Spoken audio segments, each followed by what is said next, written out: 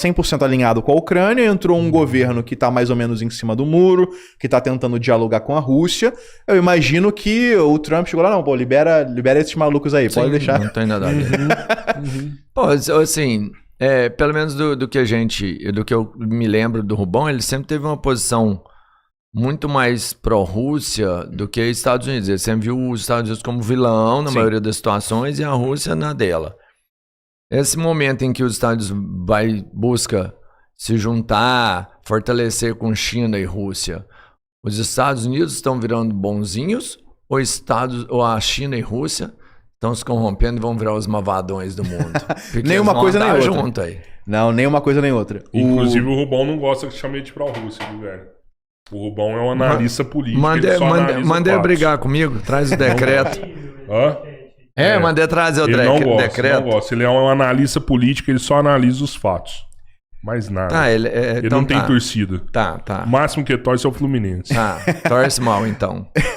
Mas eu acho que os Estados Unidos não estão se tornando bonzinhos. Eu apenas acho que os Estados Unidos estão começando a agir de uma maneira mais realista e que com os Estados Unidos agindo de uma maneira mais realista, isso acaba, por tabela, sem ser a intenção dos Estados Unidos, por tabela acaba sendo melhor para vários outros países também. Porque, por exemplo, nesse negócio dos Estados Unidos quererem meter tarifa para cima de todo mundo, os países também começam a querer proteger as suas economias. Então, assim, a gente aqui no Brasil defende que o Brasil seja protecionista há muitos anos. E o Brasil não adota um protecionismo de verdade, não adota aí uma substituição de importações. Então, assim, os Estados Unidos querendo botar tarifas alfandegárias contra o Brasil e os políticos brasileiros começando a debater da gente colocar também tarifas alfandegárias para proteger a nossa economia, o que a gente já começou a fazer isso em relação à China em alguma medida, agora a gente querer fazer isso em relação aos Estados Unidos é uma consequência positiva daquilo que o Trump fez, independentemente das intenções do Trump, né? Então, assim, as atitudes do Trump estão gerando mudanças positivas ao redor do mundo, independentemente das intenções dele, e apesar de tudo isso que ele está fazendo, ser no interesse pessoal dele e no interesse, né, pelo menos em parte, do governo dos Estados Unidos. Então, assim, não acho que os Estados Unidos estão se tornando bonzinhos.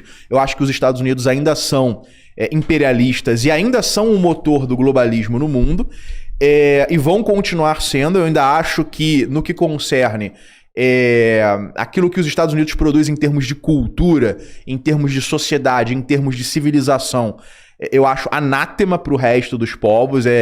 Basicamente tudo enlatado, é tudo plástico, da música, a comida, passando pela moda, é tudo plástico, é tudo porcaria plastificada e subcultural, na minha opinião. Eles ainda são um motor de corrupção em todos os sentidos, corrupção moral. A gente pega aí, por exemplo, a maneira como a nossa sociedade contemporânea é uma sociedade controlada e influenciada pela pornografia ou pela insinuação da pornografia. Tudo isso está centrado nos Estados Unidos e emanou dos Estados Unidos para o resto do mundo, né? E continua, mesmo sob um governo conservador, continua sendo a mesma coisa. Os Estados Unidos continuam ainda produzindo porcaria no âmbito da indústria musical. A indústria musical estadunidense é um grande saco de bosta. Produz ali, hoje em dia, tu bota inclusive inteligência artificial para escrever as músicas desses principais artistas famosos, basicamente, e isso que se torna hegemônico na rádio. Então, assim, os Estados Unidos, na minha opinião, não mudaram quase nada sobre o Trump, apenas passaram a agir de uma maneira mais realista, mas eles ainda continuam sendo aí um fator de difusão do globalismo no sentido de uma padronização e desenraizamento dos povos. Cara, isso que você falou é muito louco, sabe por quê?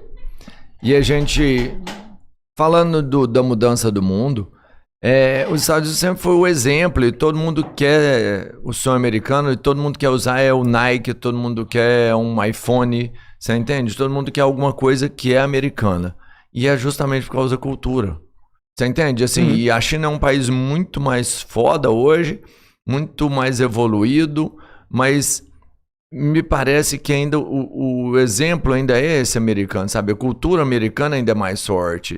A China, por ser blindada, acho que ela não consegue entregar tudo que ela tem. Mas internamente na China, a China tem uma produção cultural muito forte. Não, sim, muito forte, sim. mas você entende, é isso, assim, os Estados Unidos, ele manda, mesmo que seja um saco de bosta dele, para todos os lugares.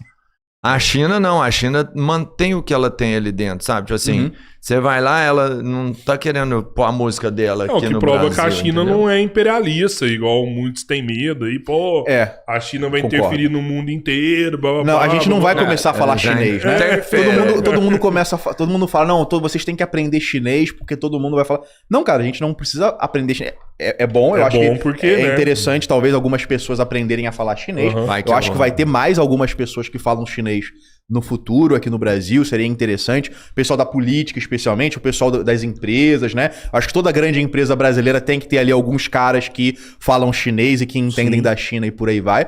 Mas isso não vai se tornar algo hegemônico, algo cultural, algo popular. A gente vai conhecer um pouquinho mais da China, mas eu penso o seguinte, o futuro do mundo é um futuro regionalizado.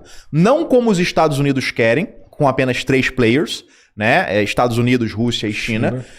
Eu acho que vai ser um mundo regionalizado no qual, aos poucos, essa subcultura plastificada que os Estados Unidos transformaram na cultura mundial, né? Essa McDonaldização do planeta, que é aquilo que aconteceu, eu acho que, aos poucos, cada região do planeta vai começar a ir substituindo tudo isso por suas próprias versões, por suas próprias iniciativas. Por exemplo... Pô, incrível, hein? Cada um ter sua identidade, né? Eu vou dar um exemplo. A Rússia... Isso eu falo sendo um cara que acha que a Rússia tem estado num bom caminho desde que o Putin chegou ao poder. Eu não sou, né, russófilo, tal como sou acusado de ser, né? Eu sou russófilo no sentido etimológico mesmo de amigo da Rússia, né? O filo é aí amigo, significa amigo nesse sentido. Então eu sou russófilo no sentido de ser um amigo da Rússia, simpático aí à Rússia, tal como eu sou também simpático a vários outros povos. E eu acho que a Rússia tem estado num bom caminho desde que o Putin chegou ao poder. Porém, culturalmente, até a operação militar especial russa na Ucrânia, até 2022, aquilo que a gente entende como sendo uma cultura ou estilo de vida de uma classe média russa era basicamente cópia dos Estados Unidos. As pessoas da classe média russa viviam como se fossem estadunidenses ali, californianos, nova-iorquinos e por aí vai. Sério, cara? Mesmo tipo de roupa, mesmos carros, Starbucks, McDonald's, Coca-Cola. Basicamente, essa era a vivência da classe média russa até a operação militar. Filmes dos Estados Unidos, música ocidental. 2022 agora, sim? Até 2022. Né? É claro que desde que chegou o Putin, você tinha algumas coisas mudando. Mas era muito pouco. Hegemonicamente, culturalmente, a Rússia era extremamente americanizada ainda. Só que... E agora teve uma mudança Teve radical, uma mudança porque, assim. em primeiro lugar, a maioria... Praticamente todas as empresas abandonaram a Rússia, né? Por exemplo, de um dia para o outro acabou Netflix na Rússia, acabou todos esses serviços de streaming e por aí vai. E aí os russos começaram a ter que fazer tudo por conta própria. E na medida em que começaram a ter que fazer tudo por conta própria, bem, tem que ter filme para o pessoal assistir. Então a gente tem que produzir mais filme. Então vamos produzir filme sobre a história da Rússia, sobre a Rússia na Segunda Guerra Mundial, sobre um imperador russo. Vamos produzir... Visão russa na visão russa dessas coisas aí. Vamos fazer visão, né? Vamos fazer...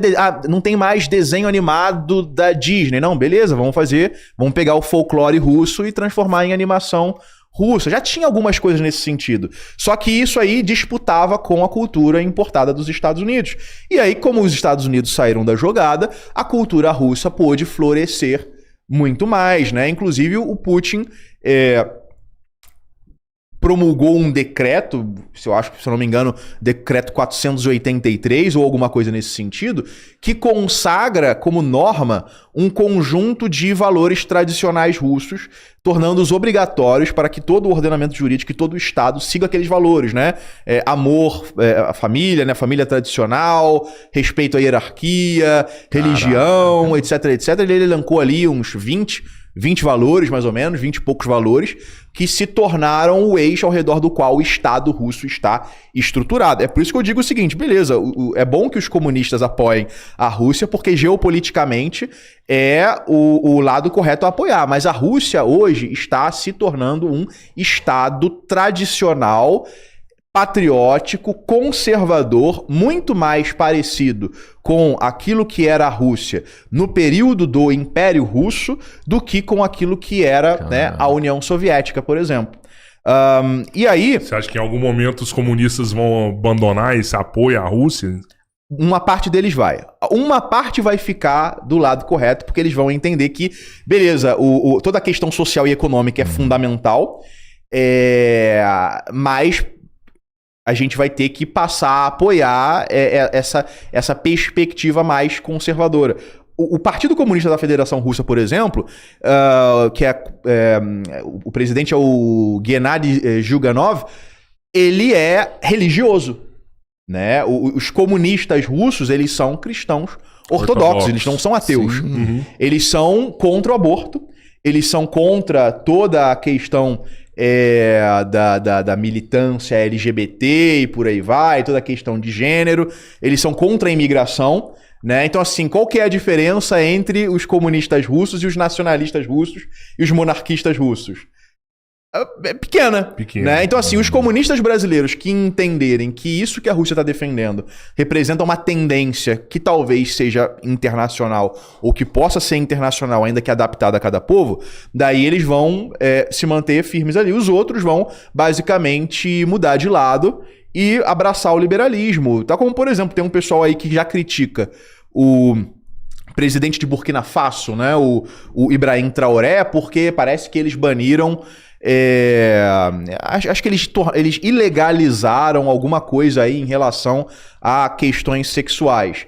Aí o pessoal, não, ó, o cara é reaça, o cara é fascista, o cara é um ditador e por aí vai. Ali eu já apontei o seguinte, olha, tá rachado já o comunismo, porque metade continua apoiando o cara e metade tá fazendo coro junto dos Estados Unidos, dos liberais, dos ocidentais, só porque o cara defende ali os valores tradicionais do povo dele. Então, assim, mesmo na Rússia, até alguns anos atrás, imperava essa McDonaldização generalizada da cultura. A música era música completamente... Ou era música importada, ou os artistas russos copiavam os artistas dos Estados Unidos, né? Então, assim, os russos começaram a substituir tudo isso que vinha dos Estados Unidos. A China tá nisso há bastante tempo já, né? A China tem a sua própria cultura tradicional, teve o caos da Revolução Cultural, que foi uma devastação imensa da cultura chinesa. Porém, aquilo que nós entendemos como sendo o governo do Xi Jinping é basicamente uma superação dialética e uma reação contra a Revolução Cultural. Então, o Xi Jinping, por exemplo, é um restaurador